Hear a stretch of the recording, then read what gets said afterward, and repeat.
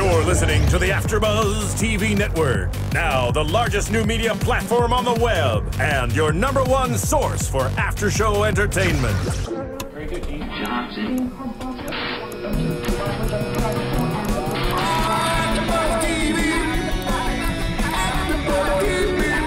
From the AFTERBUZZ Studios in Los Angeles, California, presented by Maria Menounos and streaming live thanks to Akamai Technologies, this is AFTERBUZZ TV's Rookie Blue After Show.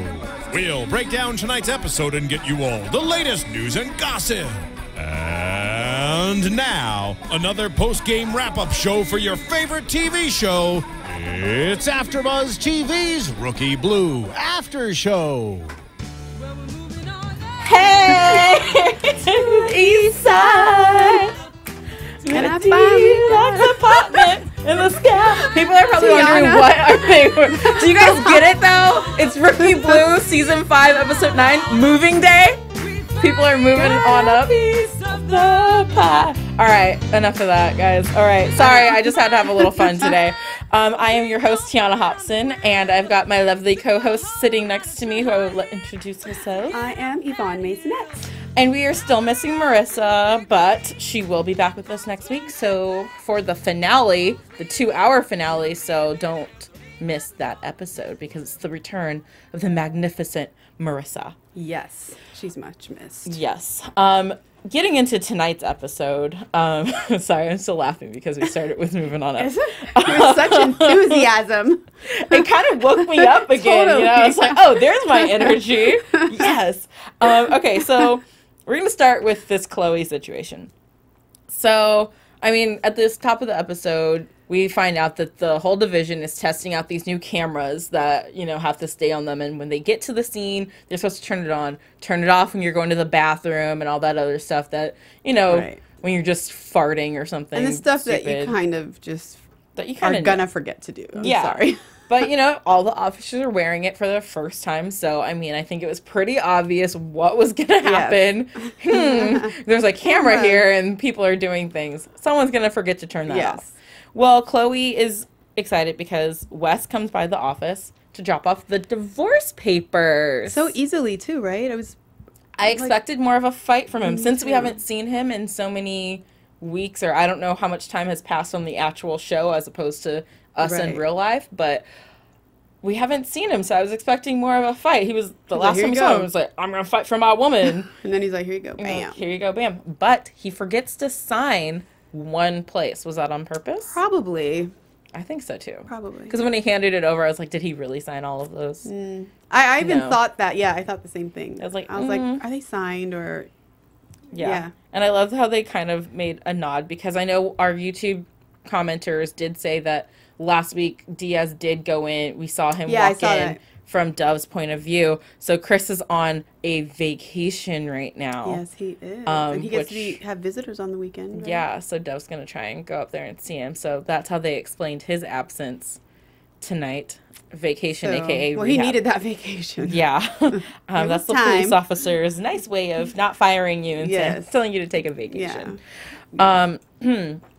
Well, because Wes didn't sign on one of the dotted lines, Chloe has to go meet up with him at some point during the day.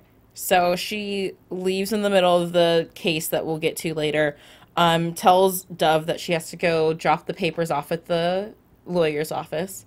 She really goes to get that hot dog that she was jokingly... Wes. Yeah, with Wes. And I love how she went for the hot dog because she did tell Andy in the car, maybe I'll celebrate over lunch with the hot dog. And she was really apprehensive, and you could tell she was nervous about it, and I guess it was a moment for her. You know, that divorce, even though the end was really rough for her. I feel like regardless of how the relationship ended, there was still something that made her want to marry this man. Definitely. And she can be angry at him over what happened throughout the relationship, how he, you know, made the decision for her in the hospital, you know, that she wouldn't have made for herself. She can be mad about all those things, but at the end of the day, this is a big step. Yes. And I think that it's natural for her to have these sort of questioning feelings of it's like... final. It's final. I think because it's final for her, it just makes her reflect a little bit and, you know... Yeah, and I just think that maybe if she had expressed these feelings to Dove, I don't think he would have been that mad about it. He would have been hurt that it was still for Wes, but I also think that Dove is a very understanding guy.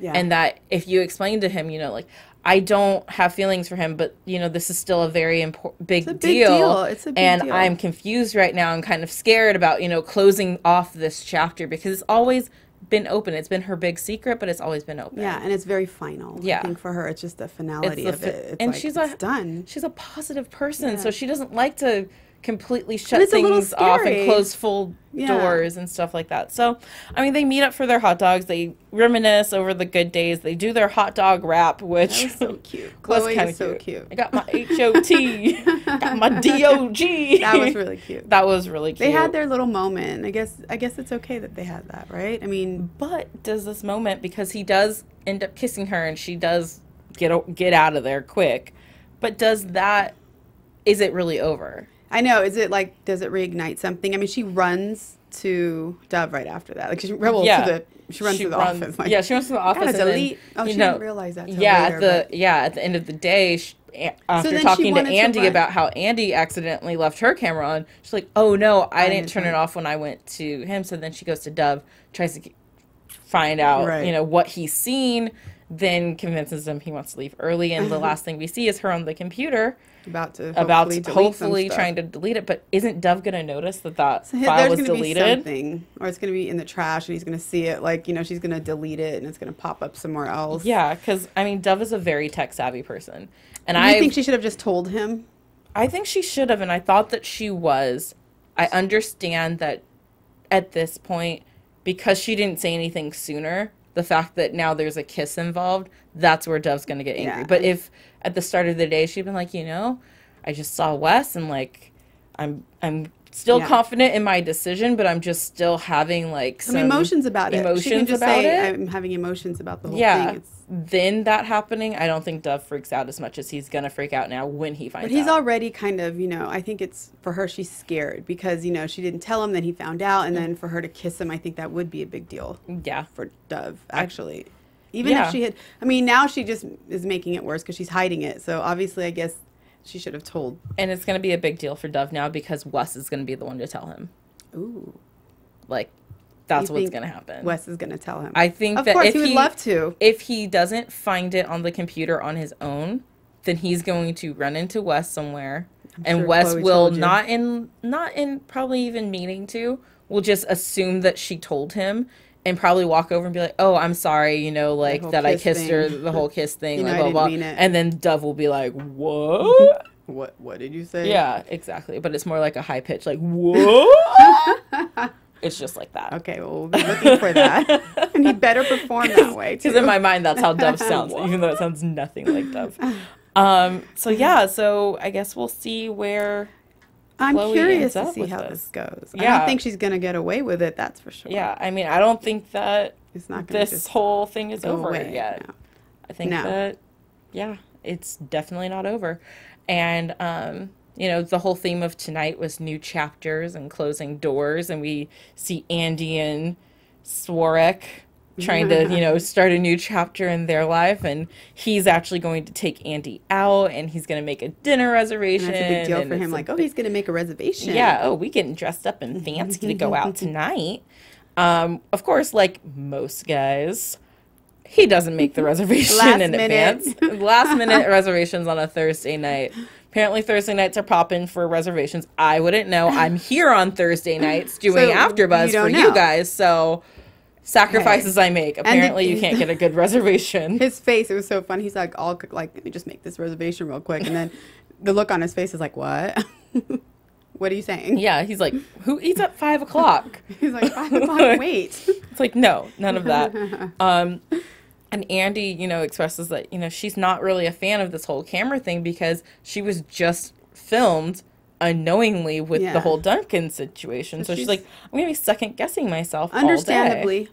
Yeah. Right? I think it's making her weary. Yeah, and I think that, I mean, at my job, I'm not a police officer, so I don't actually break any laws at my job. But just if someone were recording everything I did while on the clock, I'd probably get fired. You might get busted scrolling through the Facebook. Yeah, I mean, or, you know, Twitter, Instagram, Tumblr, Perez Hilton. I don't know, like every website that I'm not supposed to do. All the times I get up from my desk and go have random conversations. Oh gosh, the sexual harassment alone that happens in that office is just enough. If there was cameras, like, it just would be bad, and I'd feel like I wasn't myself in my job if I had a camera on me. And it's very easy to forget. Just like, you know, people are mic'd and they say stuff. It's like so easy to forget. You put it on within 5 minutes, you're talking shit. Oops. And I mean, we're on the internet. You're fine. Like, do I get to say that? Yeah, you're talking and, you know, you forget. I just think it's really easy. Yeah, it's very easy to forget. But then, you know, some people, on the flip side of that, the other argument is that, you know, especially with what's going on in the news currently, you know, with whole police officers and stuff, and, you know, that they need monitoring, and that something like this would actually help the cause. And it's like, you know, there's an argument for both sides, and I can understand how a police officer would feel uncomfortable doing that, because I wouldn't want to be put in the same situation. That's really tricky. Yeah. And did you see that scene when they had their cameras and then the bike guy comes, but then if you looked around, everybody was filming. Yeah. It was like, exactly. I wrote that down. It's like, everyone's filming this too, so might as well have it from the cop's perspective. They need that. I mean, because it protects not just the cops, but it protects the occasional victim. I mean, my mom always says there's 3 sides to every story: yours, mine, and the truth. Exactly. And somewhere muddled in between, no matter who's actually right or wrong, there's always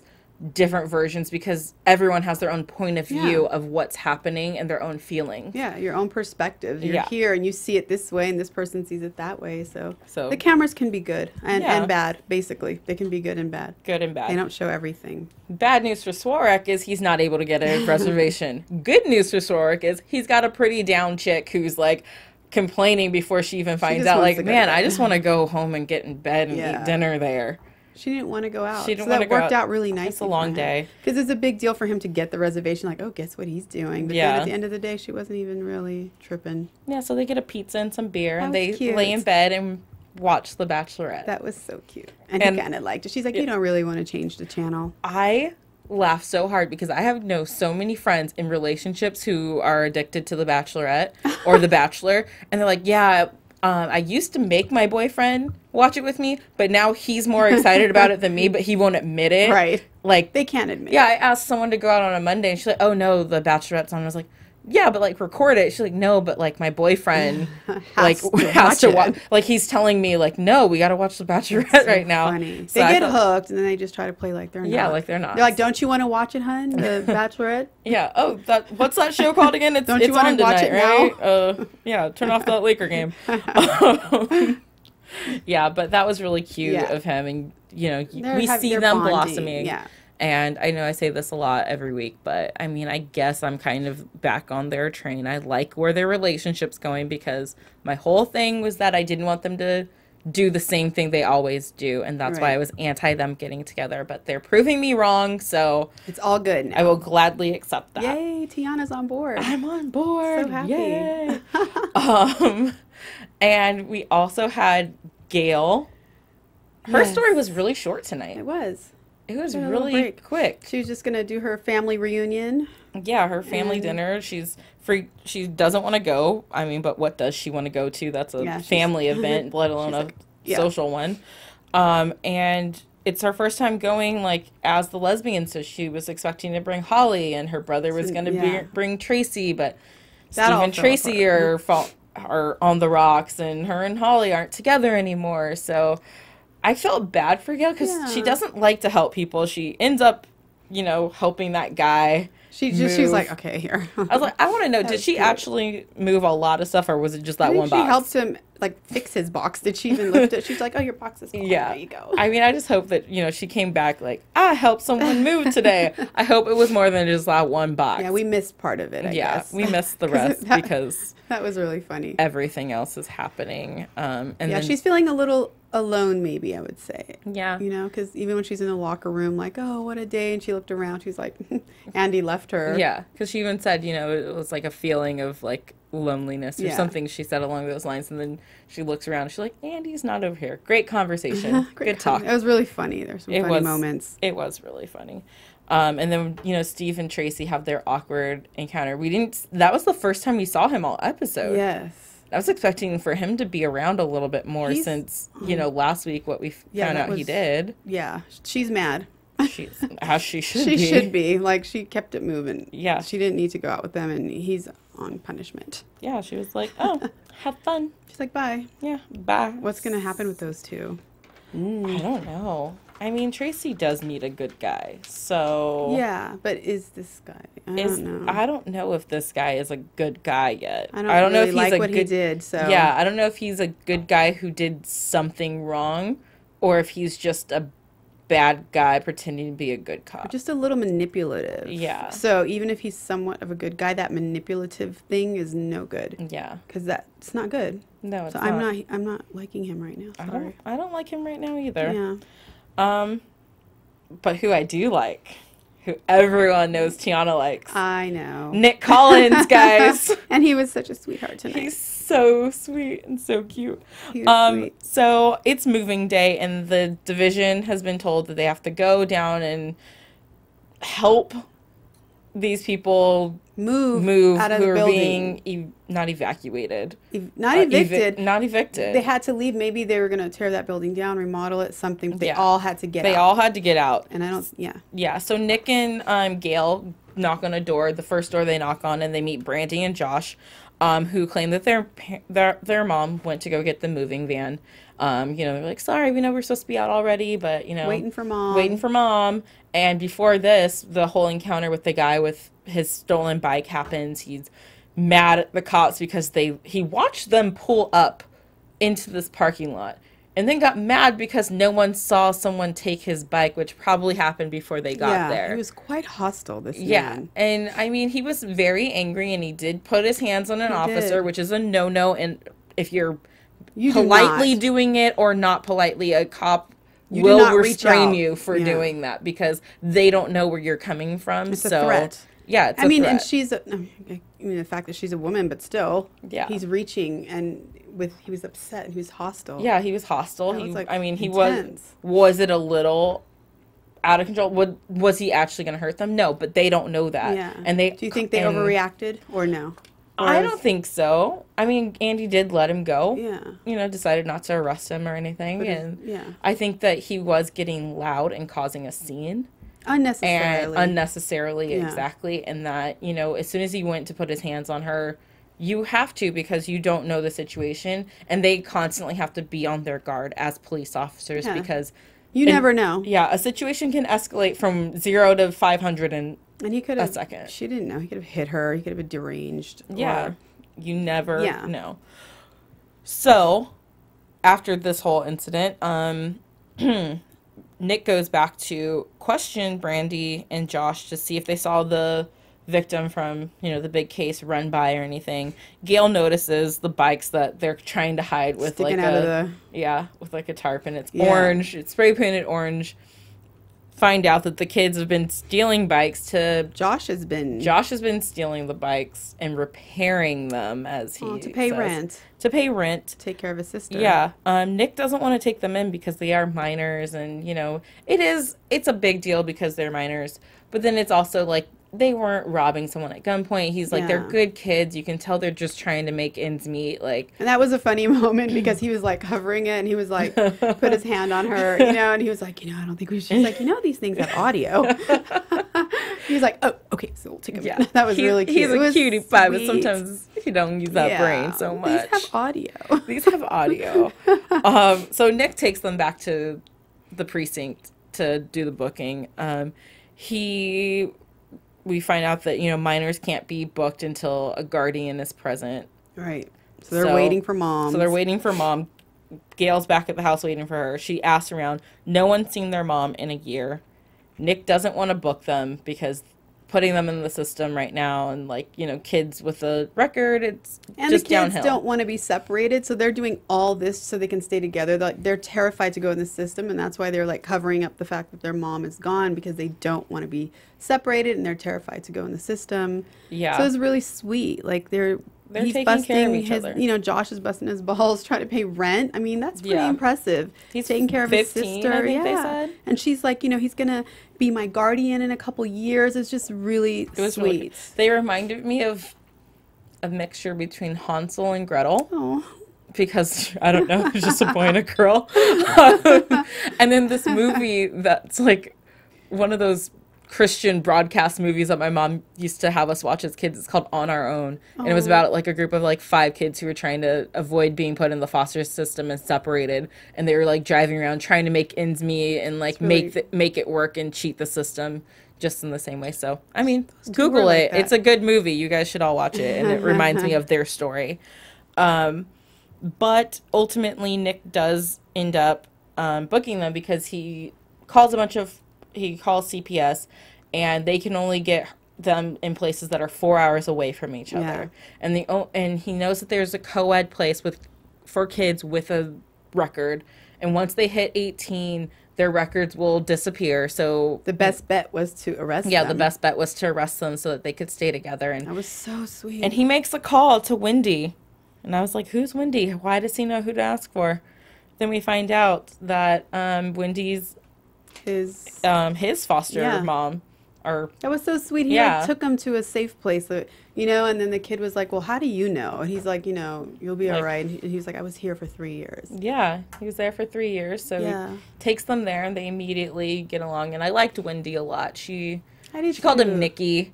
That was cute. Shows that she really does care about the kids that she takes in. And she feeds them. Turn off your phones. Like, you know, if you're going to be in a foster home, something like a place like that, or a group home, a place like that seems like it's your best bet. And they get to be together. So everyone's happy. And then Nick felt good. Yeah, Nick felt good. And then he felt real good because he went to that store to go buy them some toothbrushes. That was cute. And that girl was there who paid for it. Because he didn't have any cash. Yeah, and I was like, who is that, Nicky? That was cute, huh? I know. That was a little Did you see that little moment, too? And he's like, oh, and he put his hand. Did you see that? So he was feeling it. It made him feel good. Yeah, they were definitely flirting. Yeah. So much that, like, that can't be the last that we see of her. That's what I was thinking. Unless it was just a feel-good moment. Yeah.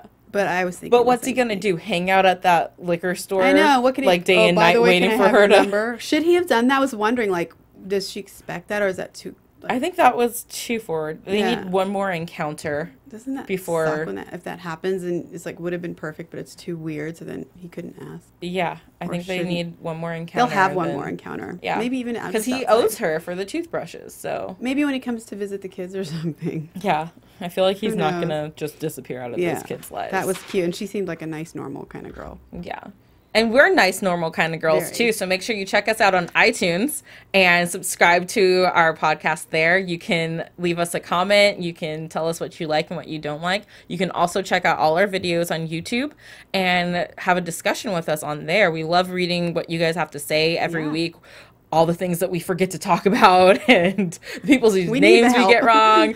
No, I'm just joking. But, you know, let us know. We love reading what you guys have to say. And next week is the finale, so we definitely want to know what you guys think this 2-hour event will be about. It's going to be long. I know. It's going to be a long one. Yeah. And it's going to be a lot of drama, and there's an explosion. But we'll talk about that later. Okay, so on to the main case for the night. All right. We have 6 families that have to be out of this building. The kids, I always call them kids, the rookies, they're not rookies anymore. Yeah, they're our gang. The gang. the gang. The gang Arrives on the scene, ready and fit to go. They go to find Eric Eric's apartment. Dupies? I'm so bad at this French stuff. I'm sorry. Dupy. Eric's apartment. And inside, Chloe and Andy find a guy down, clearly beaten and knocked out, unconscious. And then a guy runs out who's covered in blood, jumps the fence, he bolts. So it's guilty. He knocks Chloe down. Yeah, he knocks Chloe down, gets by Andy. They call it in. everyone's looking for this guy who ran. We learned that the victim in the hospital, he had a lot of injuries before even this stuff today. And they found a bottle of Oxycontin in his pocket. That's some good stuff. So he had been getting some beatings. Yeah, he'd been getting beat on a pretty regular there. And Tracy's at the hospital. And in walks the guy who just... They're like, wait a minute, the guy we're looking for is here at the hospital. He walked into the hospital with blood on his shirt, and no one stopped him. He found his brother's room. He walked right up to his bed. He had to ask someone where to go in that time, and no one in the hospital was like, hey, dude, you got a bunch of blood on your shirt. Like, do you need to be checked out? Like, who did you come here with? It didn't raise any flags at all. That kind of concerns me about that hospital. But we learned that the victim was Gabriel, and his brother, who is Aldo, is the one who ran away from Andy. They are Portuguese, and Aldo does not speak English. Chloe then has to kind of translate when they take him down for questioning. He's not giving... He doesn't want to talk. He doesn't want to talk. He... Like, nah, I ain't saying nothing. He's scared. He just said that, you know, he came here with his brothers. From Brazil. Won't say where they're staying. Came to see a cousin. They're staying with the cousin, right? And there's 3 brothers. Yeah. Julio, Gabriel, and Aldo. And then the cousin. And that's who they don't want. He doesn't want to give up the cousin. Yeah, he doesn't want to give up the cousin. Yeah. And we know that the Oxycontin bottle was prescribed for a Barbara Coleman in the apartment that Barbara was in. Andy goes to check it out, and it's clear that people are living in there. It's like a squatter's camp. It's like a squatter's camp. But when they run it through with the landlord, the name is fake. Everything's fake. The SIN and the phone number are all fake. And then they're like work boots and plaster and like, you know... And then down in the basement, same thing. Yeah, same thing. I kept thinking someone's going to jump out and push her down the stairs of the basement. I was like, and if she goes down those stairs, I'm going to hurt her. Yeah, because I mean, she would be just waiting for her to do something like that. Yeah. So the bottle of Oxy, we call the doctor, Dr. Rita Pava. Mm-hmm. And she says that she's never met Barbara, that she was transferred over from another thing, and she always phoned in her order. And she runs a very busy clinic, and she doesn't have time to follow up with people. She was very aloof. It was like, you kind of, from the beginning, the way she was like, they're like, you're prescribing, because she kind of admitted it, like, you're prescribing drugs to people without seeing them. That's, like, illegal. And she's like, well, you know, they needed help. She's, like, very dismissive about it. Mm-hmm. Like, too bad, you know, these people needed help. I was just helping out. And, like, anyways. Yeah, my question for her was more along the lines of... You've never met these people who are phoning in orders for oxycodone. How long has this been happening? Because that's signs of an addiction that a doctor should stop, because you don't need that many refills. And for her to say, I was just doing it, you know, I'm like, the way she was so dismissive about it, it's like she wasn't afraid, very, very cocky. Yeah, very cocky. So on her way out, she says she didn't want to report. Oh, she does say that she met the guy. And that, you know, he didn't have any health insurance and he was in a lot of pain. She didn't want to bring in immigration and all that and report him. But Andy stops her on her way out and asks her to go talk to the brother, because the brother won't, you know, say anything to them because they're police officers. Yeah, and then she doesn't speak Portuguese, so she asked her to... Yeah, she asked her to go talk to him.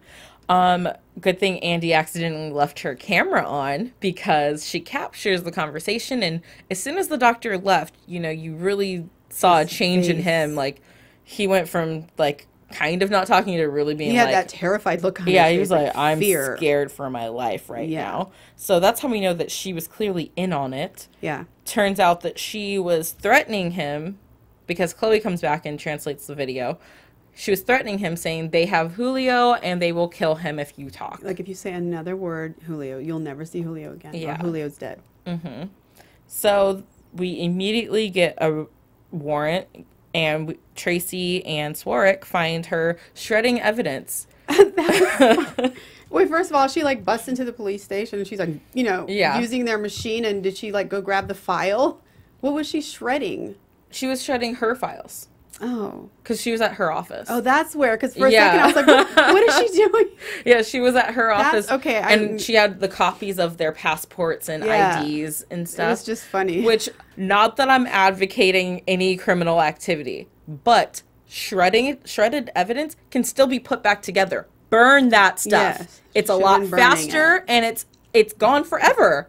So why? Instead she's shredding. It's like a puzzle. I mean, shredder, and they get jammed if you put too many pages, and she's in a rush. So funny. You know that thing got jammed a bunch. But anyways, burn the evidence. Shredding with a quickness. Yeah, shredding. Unless it's a body. And then they were Bodies in burn there, and really she's slow. kind of still trying to jam it in the shredder. Yeah, she's still trying to jam and it she's in. like, let me get a couple more in there. Yeah, turns out that her husband is Luis Suoza. Yeah. And he has a contracting business.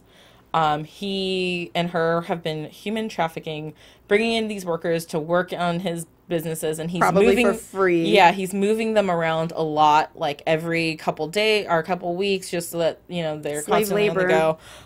And Aldo and his brother Gabriel tried to run away. They asked for their passports back, And that's how they got the butt whooping. yeah, and that's why they got beat up.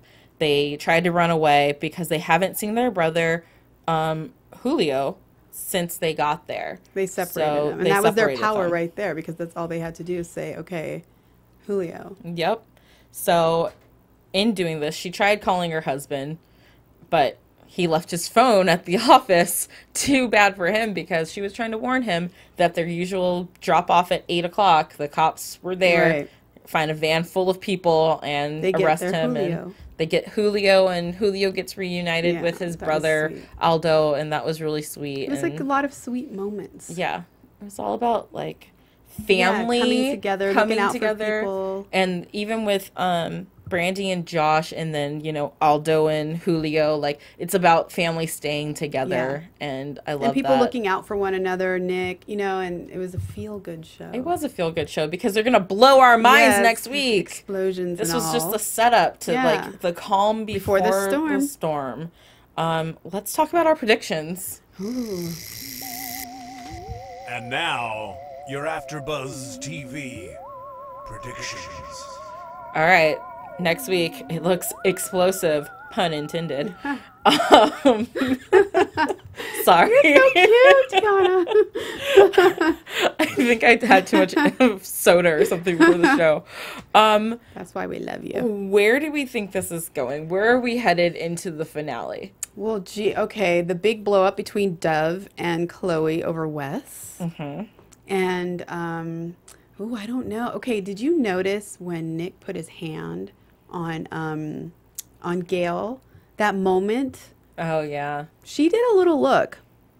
Is she going to come back to the other team? I'm just saying, I mean, I don't know if you noticed, it was just a very subtle thing, but it's like after she kind of just looked at him or looked at his hand, and it's possible. Oh, okay. Might throw a little curveball at us. I I'm like just that. Thinking maybe. Do you think that we're still going... Do you think other people are going to find out about Chris's addiction problem? Maybe. I don't know. I mean, it hasn't really been a topic for anyone. Like, no one asked about it except for Chloe, and no one really brought it up. But I wonder if he comes back, I don't know if he's in the final 2 episodes or not, but if he comes back, what will that be like? Do people know, like, oh, he took a vacation? But is that allowed? Do you have to be fired? Like, do you think the vacation would be like, oh, he should have been fired, or it's okay that they sent him away to get fixed? I think it's okay, this time. Yeah. And then if you kind of slip up again, I think that's when it's like, okay, we gave you a shot. Fair warning. And Duncan's back next week. I know. We see and he looks like there's some intense stuff, some bombs, and he looks sweating. Like he's already in trouble. So clearly he still is not fit to be an officer. So we know he's going off the deep end, because whatever he's doing didn't look very good. No. But guys, let us know what you think is going to happen. We'd love to hear from you. Where can they find you on social media? You can find me at entertainmentcrush.com and at Yvonne Maisonette on Twitter. And you can follow AfterBuzz TV all over the interwebs at AfterBuzz TV. And you can find me on Twitter and Instagram at the Tiona Hobson. Thank you so much for joining us tonight. And we will be back next week with a new exciting episode of Rookie Blue. From executive producers Maria Menounos, Kevin Undergaro, Phil Svitek, and the entire AfterBuzz TV staff, we would like to thank you for listening to the AfterBuzz TV network. To watch or listen to other after shows and post comments or questions, be sure to visit AfterBuzzTV.com. I'm Sir Richard Wentworth, and this has been a presentation of AfterBuzz TV. Buzz you later. The views expressed herein are those of the hosts only and do not necessarily reflect the views of AfterBuzz TV or its owners or principals.